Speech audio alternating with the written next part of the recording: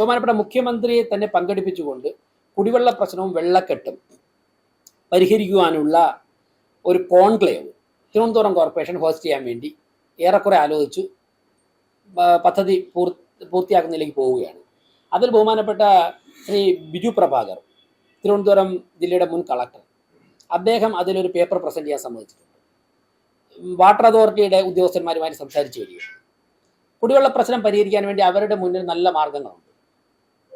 അത് അവർ ഈ കോൺക്ലേവിന് മുമ്പാകെ പ്രസൻറ്റ് ചെയ്യാൻ സമ്മതിച്ചിട്ടുണ്ട്. അതിൻ്റെയൊക്കെ തയ്യാറെടുപ്പ് നടക്കണം. അപ്പോൾ കുടിവെള്ള പ്രശ്നവും വെള്ളക്കെട്ട് ഞങ്ങൾ പറഞ്ഞതനുസരിച്ച് സമയബദ്ധമായി പരിഹരിക്കുവാനുള്ള കാര്യങ്ങൾ തുടങ്ങുന്നു. അതിൽ ബഹുമാനപ്പെട്ട മുഖ്യമന്ത്രിയുടെയും സംസ്ഥാന സർക്കാരിൻ്റെയും ഒക്കെ തന്നെ പൂർണ്ണ സഹകരണവും ഇടപെടലും ആവശ്യമാണ്. കാരണം എന്താണ്, പല ഡിപ്പാർട്ട്മെൻറ്റിൽ ചേർന്നതല്ലേ, ഇറിഗേഷൻ ഒക്കെ. അപ്പോൾ മുഖ്യമന്ത്രി വളരെ പോസിറ്റീവായിട്ടാണ് പ്രതികരിച്ചത്. അദ്ദേഹം അതിനെല്ലാം സമ്മതിച്ചിട്ടുണ്ട്. ബഹുമാനപ്പെട്ട മന്ത്രി ശ്രീ കെ മുരളീധരനുമായിട്ട് സംസാരിച്ചു, ശ്രീ CP ജോണുമായിട്ട് സംസാരിച്ചു, തിരുവനന്തപുരത്തെ മന്ത്രിമാർ, അവരൊക്കെ സഹകരിക്കുകയാണ്. വേസ്റ്റ് മാനേജ്മെൻറ്റ്, താങ്കൾ ചോദിച്ച ചോദ്യത്തിന് ഉത്തരം. അപ്പം ഞങ്ങൾ തെരഞ്ഞെടുപ്പ് സമയത്ത് ജനങ്ങളുടെ മുമ്പാകെ വെച്ച 4 കാര്യങ്ങളിൽ സമയബന്ധിതമായി മുന്നോട്ട് പോയിക്കൊണ്ടിരിക്കുക തന്നെയാണ്. അത് തെരുവുനായ ശല്യം പരിഹരിച്ചു തുടങ്ങി. അപ്പോൾ ഇങ്ങനെ പ്രവർത്തിക്കുന്ന ഒരു കോർപ്പറേഷനിൽ ഭരണം സ്തംഭനമെന്ന് ആരെങ്കിലും പറഞ്ഞാൽ പിന്നെ ഇന്ന് അവധി ദിവസമില്ലേ, ഇതൊക്കെ കോർപ്പറേഷനിലെ ജീവനക്കാരാണ് വരുത്തുന്നതിൽ പലരും. പുറത്ത് എൻ്റെ മേയറുടെ സെക്ഷൻ പ്രവർത്തിക്കുക. ഞാൻ രാവിലെ 10:30 ഇവിടെ വന്നു ഇല്ലേ. ഇന്നലെ മേയറുടെ ഓഫീസിലുണ്ടായിരുന്നു, ഡെപ്യൂട്ടി മേയർ ഉണ്ടായിരുന്നു, സ്റ്റാൻഡിംഗ് കമ്മിറ്റി ചെയർമാൻമാരുണ്ടായിരുന്നു, എല്ലാവരും ഉണ്ടായിരുന്നു.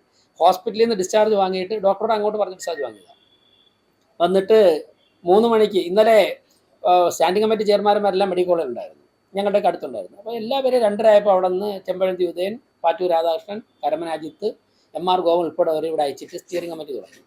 4 മണിയായപ്പോൾ മേയർ പങ്കെടുത്ത് ചർച്ച ചെയ്യേണ്ട 2-3 അജണ്ടകൾ മാറ്റി വെച്ചിട്ടുണ്ട്. മേയർ ഇവിടെ എത്തി, അതിൽ പങ്കെടുത്തു. ഇതിലപ്പുറം വേഗതയിൽ ഏത് തരത്തിൽ പിന്നെ രാത്രി 10 മണിക്കും 11 മണിക്കും ഒക്കെ നിങ്ങളിവിടെ വന്നിട്ടുള്ളവരുണ്ടാവായത്. ഇവിടെ ആ സമയത്തും ചർച്ചകൾ പലതും നടക്കുകയാണ്, ജനങ്ങൾ വരികയാണ്. മേയറെ കാണാൻ വേണ്ടി വരുന്ന ആർക്കെങ്കിലും കാണാൻ പറ്റിയില്ലെന്ന് പറയാറുണ്ട്. തിരുവനന്തപുരം കോർപ്പറേഷന് പുറത്ത്, ഞാൻ സ്ഥലം എല്ലാം പറയുമ്പോൾ പല സ്ഥലങ്ങളിൽ നിന്നും ജനങ്ങൾ പല കാര്യങ്ങൾക്ക് വേണ്ടി കോർപ്പറേഷനിൽ വരുന്നുണ്ട്. ചിലത് നമുക്ക് ചെയ്തു കൊടുക്കാൻ പറ്റും വ്യക്തിപരമായിട്ടൊക്കെ, ചിലത് സാധിക്കുന്നതല്ല. അപ്പം ഇങ്ങനെ പ്രവർത്തിക്കുന്ന ഒരു ദിവസം ഇവിടെ പ്രധാനപ്പെട്ട ആരെങ്കിലും അവധി എടുത്തിട്ടുണ്ട്, ഈ ഓഫീസിൽ ഫംഗ്ഷൻ ചെയ്യാറുണ്ട്. അപ്പം അങ്ങനെ പ്രവർത്തിക്കുന്ന ഇതിലപ്പുറം എന്താണ് മനുഷ്യസാധ്യമായുള്ളത്?